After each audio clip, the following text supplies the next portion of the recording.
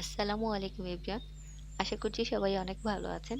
আবারও হাজির হয়েছি খুবই সহজ একটি রেসিপি। আজকে রান্না করব পুঁই শাকের বিচি দিয়ে একটি সবজির রেসিপি। আশা করছি আপনাদের ভালো লাগবে। যদি ভালো লাগে তাহলে অবশ্যই একটা লাইক দিয়ে দেবেন। যারা আমার এই ছোট্ট চ্যানেলটা দেখছেন কিন্তু এখনো সাবস্ক্রাইব করেনি প্লিজ করে নেবেন। আর যারা করেছেন সবাইকে অনেক অনেক ধন্যবাদ। তো দেখতেই পাচ্ছেন পুঁই শাকের বিচি দিয়ে সবজি রান্না করার জন্য এখানে আমি পুঁই শাকের বিচি নিয়েছি, সাথে শিম নিয়েছি, আলু নিয়েছি, কাঁচামরিচ, পেঁয়াজ, রসুন। আমি এখানে মিডিয়াম সাইজের ২ টা পেঁয়াজ নিয়েছি আর হাফ টুকরো রসুন নিয়েছি। আমি এখানে আমার হাতের কাছে যা ছিল সেগুলাই নিয়েছি। তবে আপনারা চাইলে অন্য যেকোনো সবজিও ব্যবহার করতে পারেন। কোনো সমস্যা নেই। এবারে সবকিছু কেটে ধুয়ে পরিষ্কার করে নিতে হবে। তো দেখতে পাচ্ছেন প্রথমে একটা বাউলে পানি নিয়েছি। এবারে দিয়ে দিচ্ছি লবণ। আর লবণ দেওয়া হয়ে গেলে খুব ভালো করে মিশিয়ে নিতে হবে।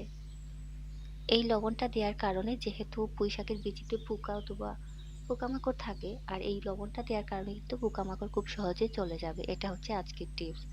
যে কোনো ফুলেই কিন্তু পোকামাকড় থাকে।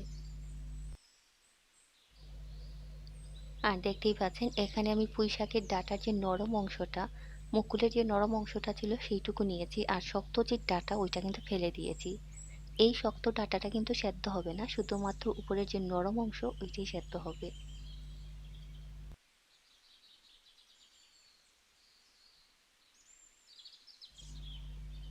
এখানে আমি সবকিছু কেটে ধুয়ে পরিষ্কার করে নিয়েছি আর আলুগুলোকে একটু লম্বা লম্বা টুকরো করে নিয়েছি।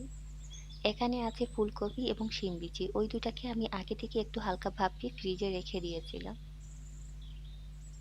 আমি আগেই বলেছি আপনারা যে কোনো ধরনের সবজি ব্যবহার করতে পারেন, কোনো সমস্যা নেই। এবারে চলে যাচ্ছি রান্না করতে। প্রথমে একটা ফ্রাই প্যান গরম করে নিয়েছি। এবারে দিয়ে দিচ্ছি রান্নার তেল। আপনারা যে যেরকম তেল পছন্দ করেন ভাজিতে সেই রকমই দিতে পারেন। সাথে দিচ্ছি পেঁয়াজ কুচি এবং রসুন কুচি। এবার পেঁয়াজ রসুনটাকে অল্প একটু ভেজে নেব, খুব বেশি না, মিনিট খানিক ভেজে নেব।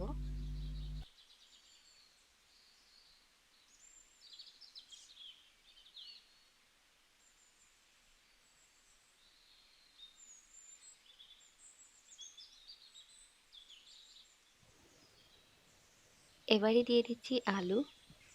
আলু দেয়া হয়ে গেলে চুলার আঁচটা মিডিয়ামে রেখে আরো ৩ থেকে ৪ মিনিট মতো ভেজে নেব।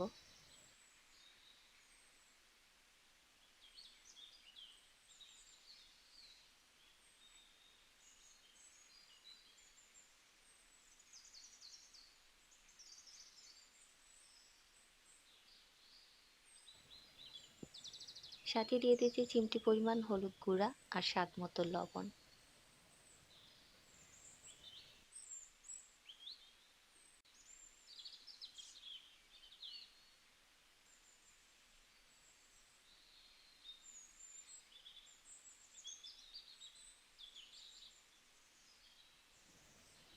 এই রান্নাটার জন্য চুলার আঁচটা শুরু থেকে শেষ পর্যন্ত মিডিয়ামে থাকবে। তো দেখতেই পাচ্ছেন ৩ মিনিট পর কিন্তু আলুটাও মোটামুটি সেদ্ধ হয়েছে আর পেঁয়াজটা কিন্তু পুরোপুরি ভাজা হয়ে গেছে। এ পর্যায়ে দিয়ে দিচ্ছি শিম এবং পুঁই শাকের বিচি দিয়ে খুব ভালো করে নাড়াচাড়া করতে হবে।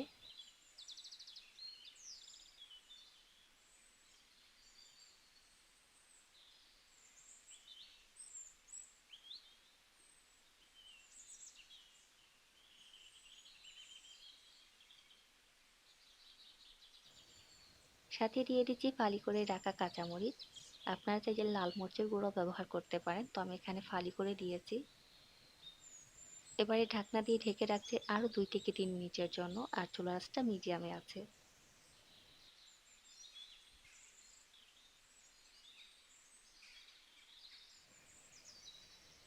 ফিরে এলাম ৩ মিনিট পর। আবারও খুব ভালো করে নাড়াচাড়া করে দিচ্ছি। নাড়াচাড়া করা হয়ে গেলে আমি এখানে দিয়ে দিচ্ছি আগে থেকে ভাপিয়ে রাখা ফুলকপি, আর যেহেতু এটা ফ্রিজে ছিল ওই জন্য বরফ হয়ে আছে। দেয়া হয়ে গেলে ঢাকনা দিয়ে ঢেকে আরো ২ থেকে ৩ মিনিটের জন্য রেখে দিচ্ছি।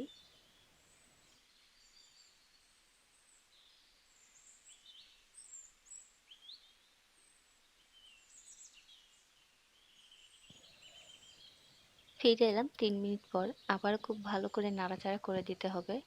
তা না হলে কিন্তু সবজিটা একদিকে সেদ্ধ হবে, অন্যদিকে পুড়া, পুড়া হয়ে যাবে। তো এভাবে করে আমি যতক্ষণ পর্যন্ত সবজিটা সেদ্ধ হচ্ছে না, কিছুক্ষণ পর, পর নাড়াচাড়া করে দিতে হবে। আর চুলার আঁচটা অবশ্যই মিডিয়ামে রাখবেন আর ঢাকনা দিয়ে ঢেকে রাখতে হবে। আর আপনাদের কাছে যদি মনে হয় যে সবজিগুলা সেদ্ধ হবে না, সেই ক্ষেত্রে পানি দিতে পারেন। তবে আমি এখানে বাড়তি কোনো পানি ব্যবহার করিনি। চুলার আঁচটা মিডিয়ামে রেখে সম্পূর্ণ রান্নাটা করেছি। ফিরে এলাম সবজিটা পুরোপুরি সেদ্ধ হওয়ার পর। এবারে আমি হাঁড়িটাকে নামিয়ে নিচ্ছি। আশা করছি আমার আজকের এই সহজ রেসিপিটা আপনাদের ভালো লেগেছে। যদি ভালো লাগে তাহলে অবশ্যই আমার এই ছোট্ট চ্যানেলটা সাবস্ক্রাইব করবেন। সবাই ভালো থাকুন, সুস্থ থাকুন। আল্লাহ হাফেজ।